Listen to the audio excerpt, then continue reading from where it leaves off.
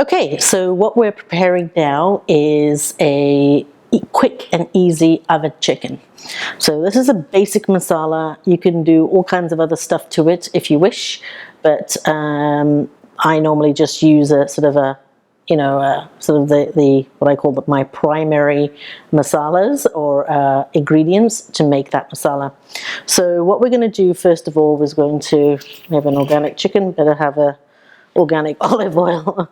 So I'm going to take about half a cup, and it probably seems like a lot, but trust me, we've taken out all of the fat from the chicken, so the chicken does need a bit of moisture and it needs a bit of flavor, and it's better to give it olive oil flavor versus the other fat flavor for the time being, at least anyway.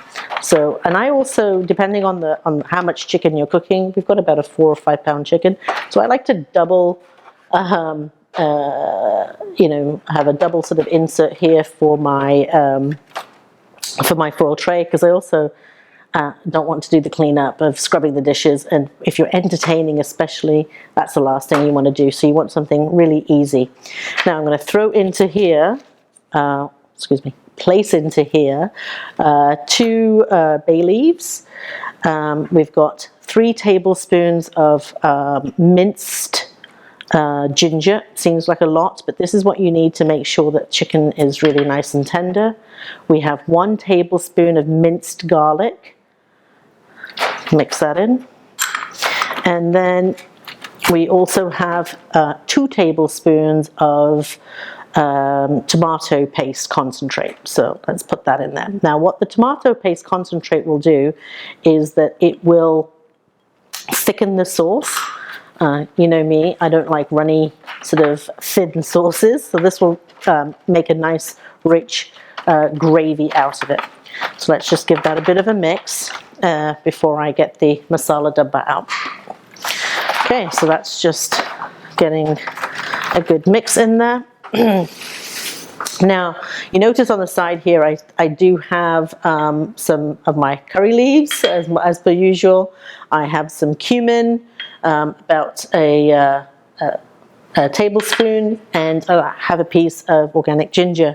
And I'm going to wash this in a moment, but then what I'm going to do with these 3 items is, after the chicken is done, I'm going to take a little bit of oil and put what we call a tadka, meaning a fry, on top of the finished dish, which just adds a different element to the flavor. And this is going to actually be in slivers, so I'll do that a bit later. So let's get our spice box out. And, you know, you're going to deal with the usual suspects. So I'm going to put about 2 heaping teaspoons, shall we say? Maybe 3 heaping teaspoons of kosher salt. Once again, if you aren't using kosher salt, you may want to be a bit more careful with that. 1 heaping teaspoon of turmeric. We want to have a nice red, rich flavor, so we're going to, and color, we're going to add 3 heaping teaspoons of Kashmiri chili powder. And to add just a bit of oomph to this chicken, because I am going to add a potato and some onions, I'm going to do 1 teaspoon of the extra hot chili powder. Now, we also have our coriander and cumin mixture, so I'm going to add 1, 2, 3, 4, 5 teaspoons of that. And you know, my nephews commonly refer to some of the aromatics like cumin, sorry, not cumin, but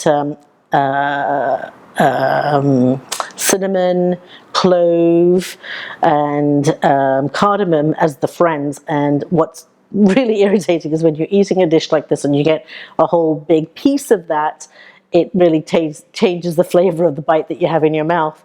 So if you've heard of the term garam masala actually has all of those spices in there and a few more like star anise, etc., and bay leaf actually, and it's already ground up for you. So what I like to do is maybe add a teaspoon of this now while it cooks, and then I like to top it off with a bit of garam masala afterwards as well. Now, think we're, just put the masala dabra aside for a moment, because once again, what you're going to do is just mix this up so it becomes a nice masala for you. Really simple. And you see, not too much oil at all. It's really in the masala right now. And at this stage, before I put the chicken in, what you want to do is just take a little taste of that masala so that you understand what the salt and the spice sort of level is.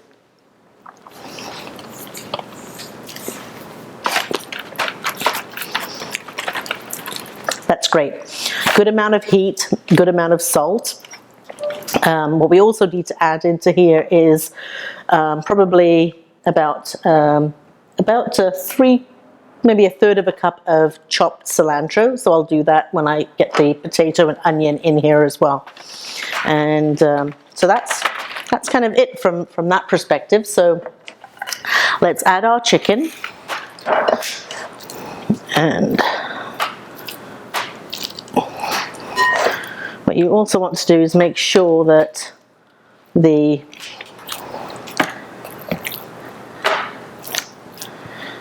pan is not crowded, and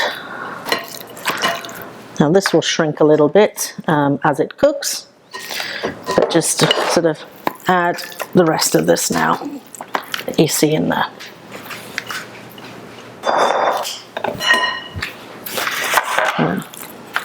Let's swap now to a larger utensil.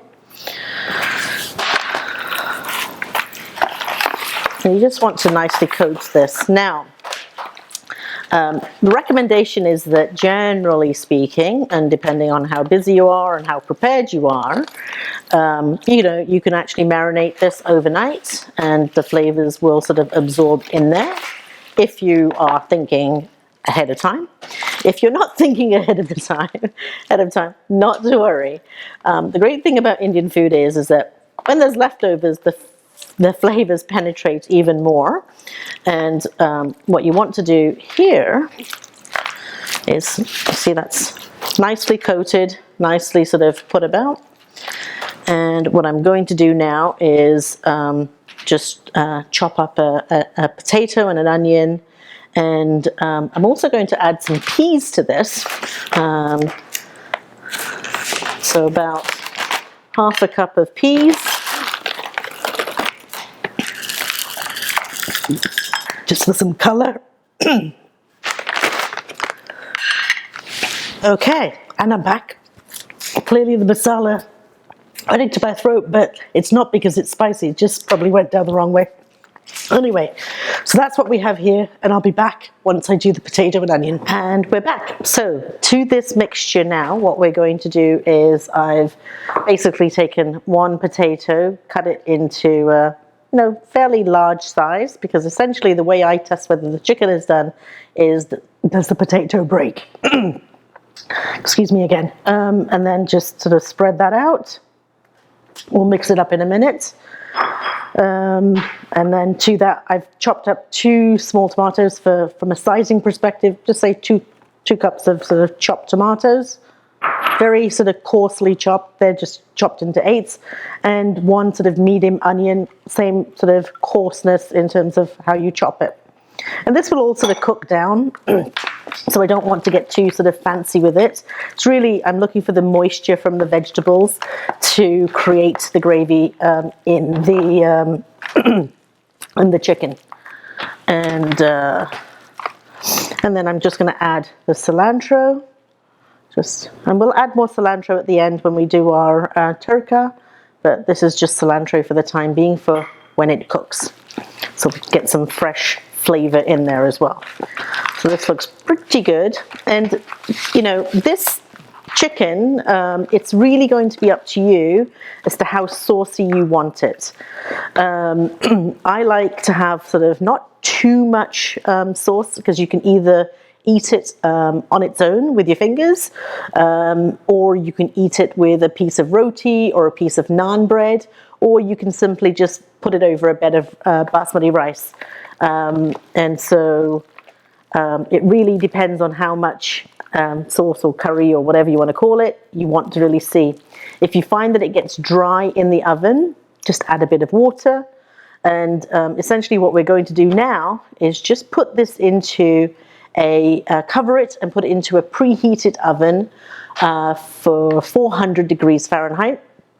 And then at around the 20-minute mark, open it up, take a look, see how it's doing, give it a mix, and then put it back in for another 20 minutes and see how it does.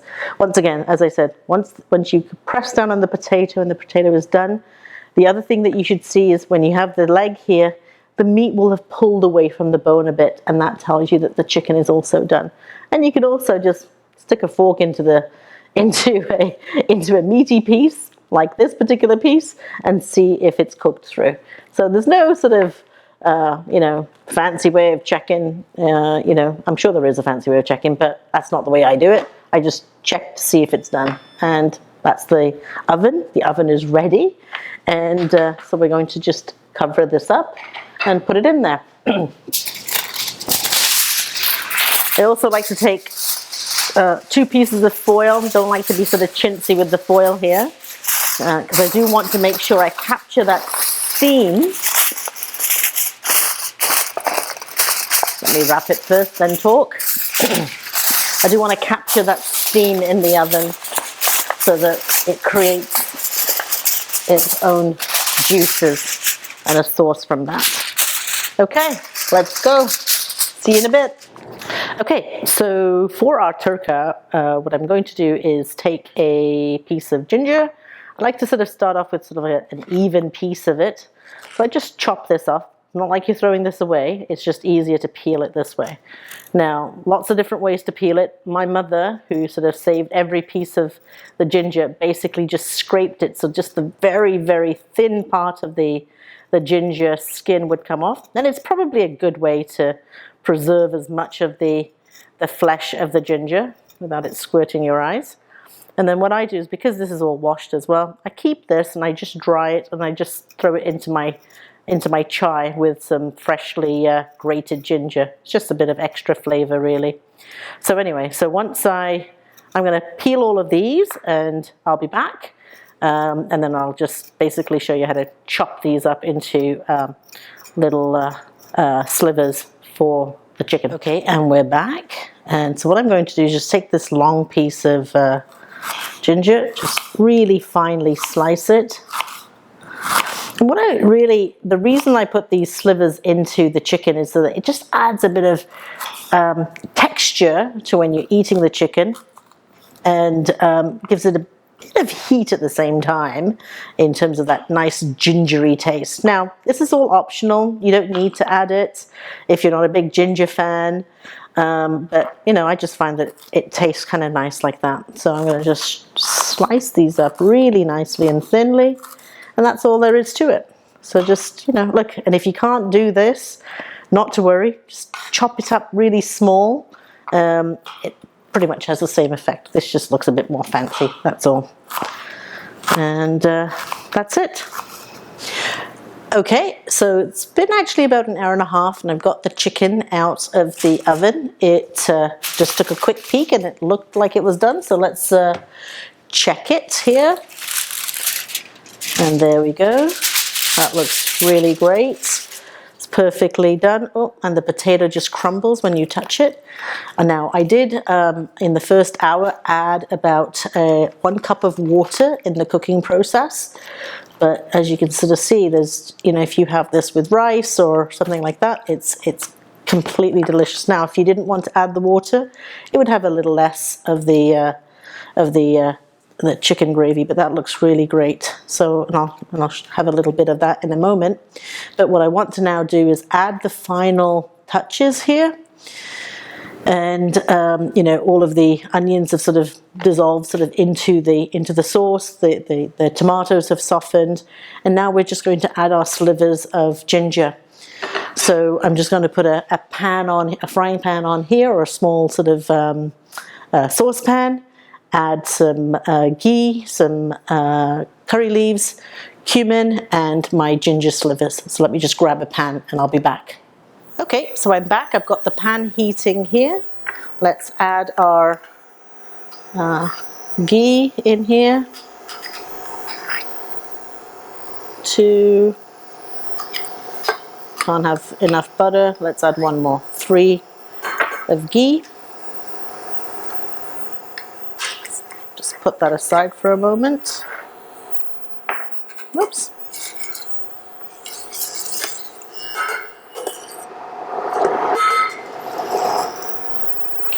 We're going to add our curry leaves and they'll sizzle up in a minute.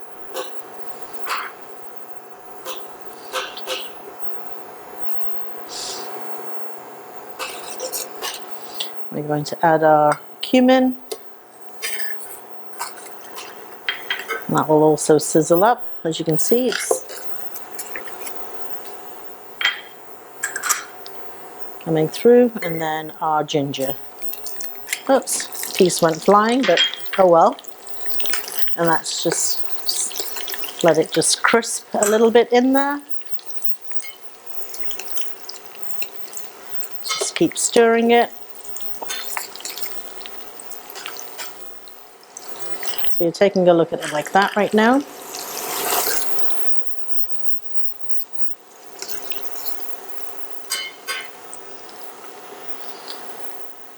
Just let that cook for 1 minute.